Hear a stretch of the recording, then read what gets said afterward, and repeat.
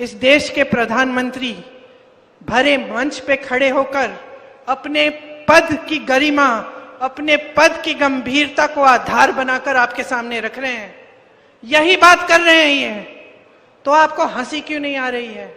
आप इनकी बातों में उलझ क्यों रहे हैं? आप सोचिए, कभी ऐसी ये स्तर रहा है प्रधानमंत्री का? इस देश के कितने महान प्रधानमंत्री रहे, सिर्फ कांग्रेस पार्टी के नहीं, हाँ 2-3 मेरे परिवार से रहे, पंडित नेहरू जी, इंदिरा जी, राजीव जी, लेकिन वाजपेयी जी भी थे, मनमोहन सिंह जी भी थे। क्या स्तर था उनका,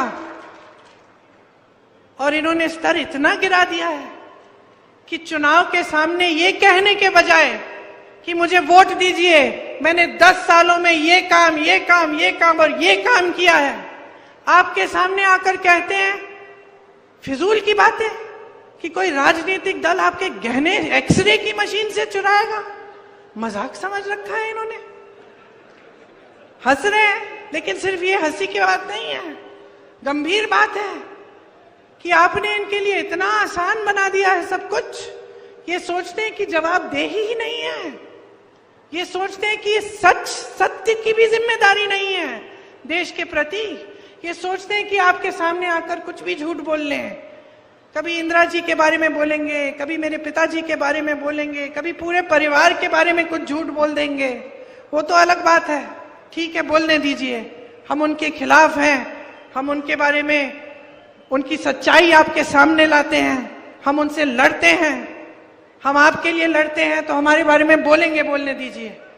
लेकिन ऐसे झूठ देश के बारे में, देश के विकास के बारे में, आपके बारे में, तो आप कैसे मान रहे हैं?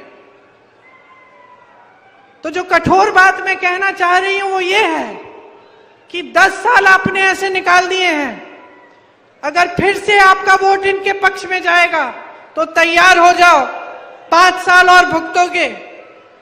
5 साल और ऐसी सरकार आएगी जो आपके लिए कुछ नहीं करेगी, जिसके नेता समझते हैं कि आपसे ऊपर हैं, जिसके नेता के दिलों में आप सर्वोपरि नहीं हैं। और ये इस देश, इस लोकतंत्र की परंपरा रही है कि जनता सर्वोपरि होती है। मैंने इंदिरा जी को देखा है, गांव गांव जाती थी, अपने पिताजी के पीछे पीछे जाती थी मैं, गांव के अंदर, गांव में डांट खाते थे वो महिलाओं से कि हमारी सड़क नहीं बनाई है, राजीव भैया बताओ। ये थी परंपरा हमारी। महात्मा गांधी आपके बीच आते थे, कोई ऐसा नेता नहीं रहा इतना अहंकारी कि वो सोच बैठा कि मंच पे दिखेगा, बड़े बड़े उद्घाटनों में दिखेगा, बड़े बड़े विदेशी नेताओं के साथ दिखेगा, मगर आपके बीच नहीं आएगा, और फिर भी दोबारा से आप उसको चुनोगे। तो मैं आपसे ये कहना चाहती हूं कि अपने जीवन में सुधार लाना है, तरक्की लानी है, रोजगार लाना है, महंगाई को घटाना है, और जो आपकी समस्याएं हैं उस पर चुनाव लड़ाना है, तो अभी जागने की जरूरत है। अभी जागरूक बन जाओ। आज अपना वोट व्यर्थ मत करो। बहुत लोगों का खून गया है जमीन को सींचने में।